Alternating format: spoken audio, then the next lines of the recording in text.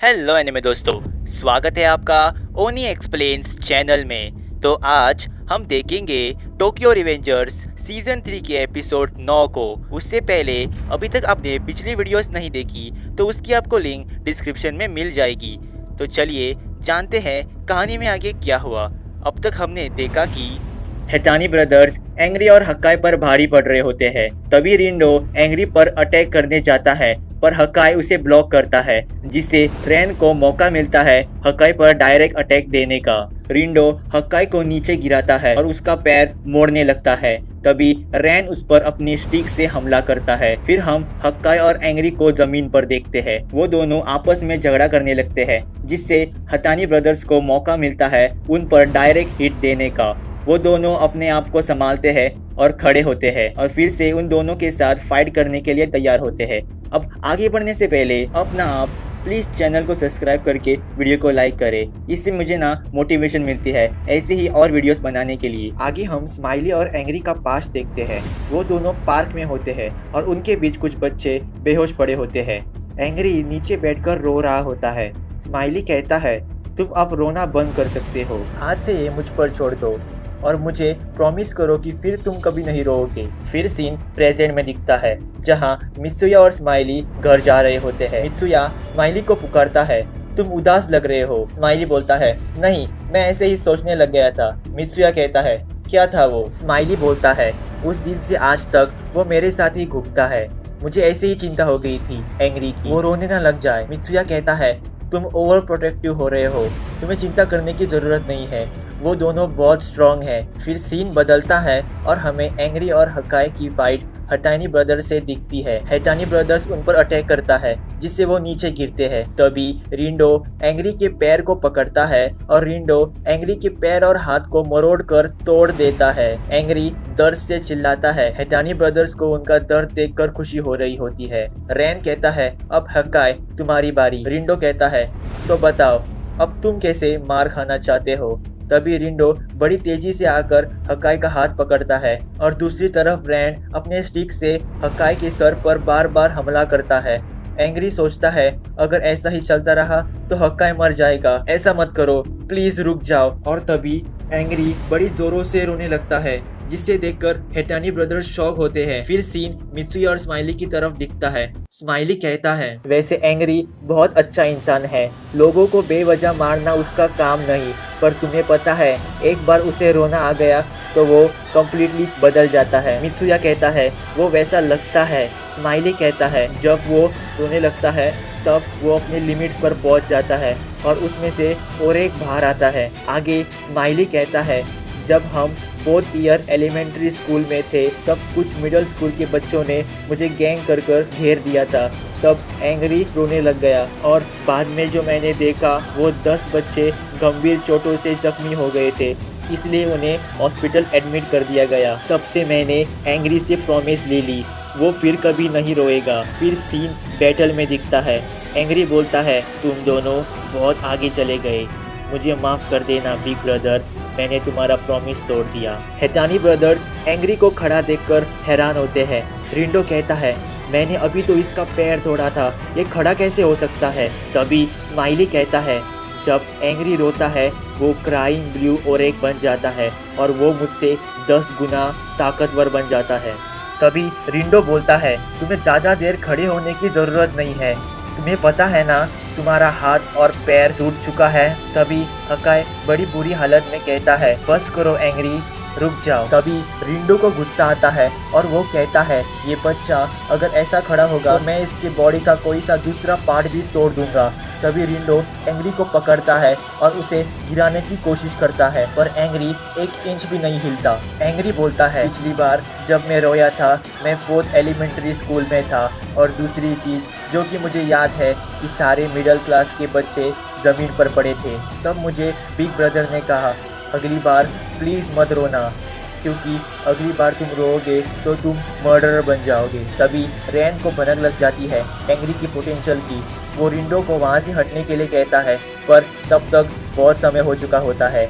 Angry एक पंच से रिंडो को खूनम खून कर देता है, जिसे देखकर सब लोग हैरान होते हैं। तभी पलक झपकते ही एंग्री रैन के पीछे आ जाता है और बड़े ही बैडेस्ट तरीके से कहता है, तुम बहुत स्लो हो चोटी वाले। और तभी एंग्री रैन पर ऐसा जोरदार हमला करता है जिससे वो अधमारा हो जाता है। तभी वहाँ मोची आता है और बोलता है, रुक जाओ तुम सब लोग, मैं एंग्री को अकेले ही हरा सकता हूँ। मोची एंग्री के गले में हाथ डालता है और कहता है, मैं सही कह रहा हूँ ना कीड़े जैसे।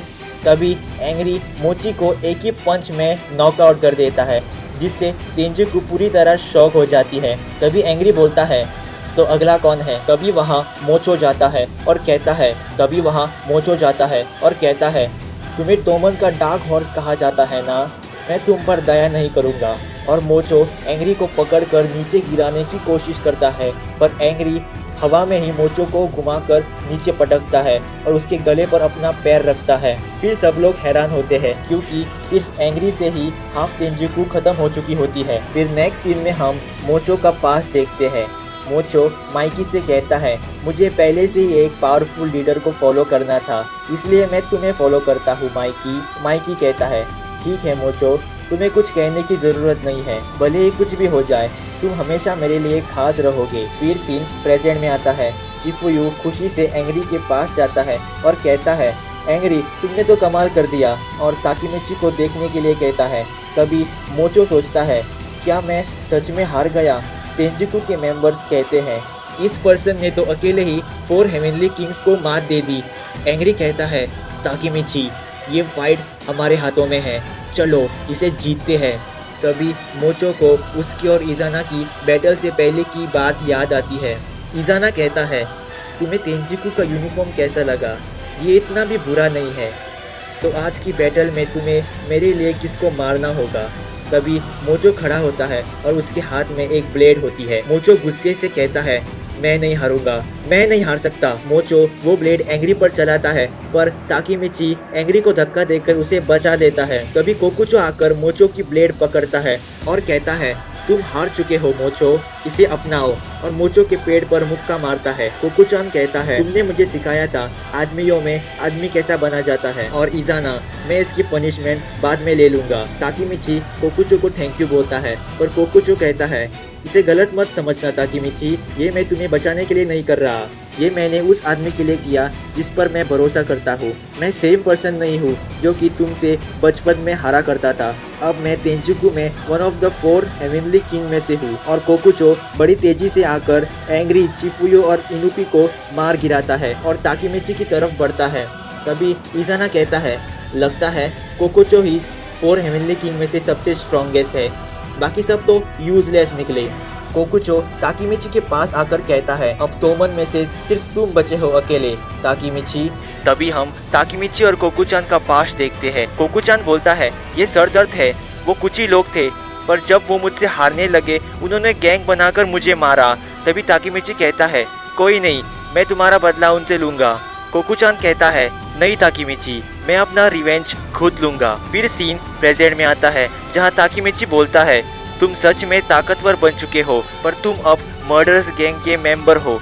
तभी कोकुचान ताकीमिची पर अटैक करता है। कोकुचान कहता है, मुझे फर्क नहीं पड़ता पास्ट के बारे में, तुम नहीं समझोगे अनाथ बच्चों का बॉन्ड। मेरे लिए बचपन का दोस्त मायने नहीं रखता, जिन्हें मैं चाहूँ तो मार भी सकता हूँ। और कोकुचान ताकीमिची को हवा में उठाकर फेंकता है। तभी इनुपी के पास कोको आता है और कोको बोलता है, देख रहे हो इनुपी, मैं देख रहा हूँ कि ब्लैक ड्रैगन का फ्यूचर ताकीमिची के हाथों में। ये सच है, ताकीमिची हार जाएगा, तोमन में और कोई नहीं बचा, इसका मतलब तेंजिकू जीतेगा, ये एंड है तोमन के लिए। तभी ताकीमिची लुढ़कते लुढ़कते खड़ा होता है और कहता है, तुम कभी नहीं बदले, आज भी तुम्हारे पंच बच्चों की तरह लगते हैं। तभी सब हैरान होते हैं।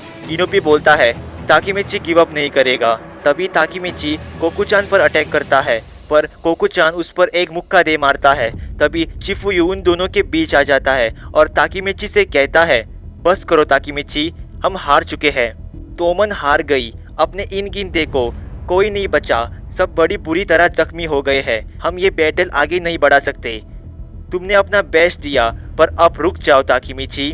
तभी ताकीमिची बोलता है, तोमन कभी नहीं हारेगी जब तक मैं यहाँ खड़ा हूँ। तभी इज़ाना कहता है, क्या कर रहे हो कोकुचान, इसे जल्दी ख़त्म करो। ताकीमिची कहता है, कोकुचान मुझसे नहीं जीतेगा, मुझे ये सिर्फ उसे देखने से ही पता चल रहा है। तभी किसाकी आता है और कहता है, हट जाओ कोकुचो, अगर सच में तुम्हारे पास इतना डिटर्मिनेशन है, इवन उससे तुम मर सकते हो, तो ये लो।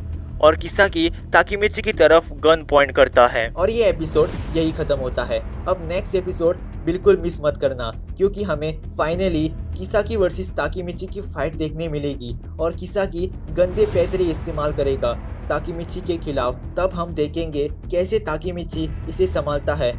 तब तक आप वीडियो को लाइक कर चैनल को सब्सक्राइब करिए।